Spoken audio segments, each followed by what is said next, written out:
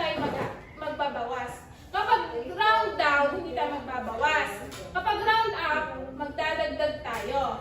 Naintindihan po? Yes, ma'am. Okay. So, generalization. What are the rules in rounding up? Sa pagkakaunawa nyo kanina, ano-ano yung mga rules in rounding up? Give me one. Okay, Lisel.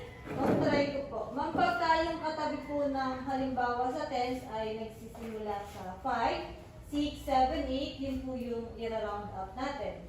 So, yun lang po yung pagkakaintindi. Yes, very good. Kapag ang place value na inira-round natin is followed by 5, 6, 7, 8, 9, we should go rounding up. Yes po. Okay, next.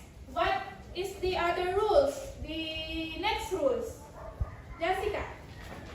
Ma'am, if the number of the kapag po yung katabi ng round off ay nagsisimula po sa 0 to 4, we will do the rounding off. Yes, very good.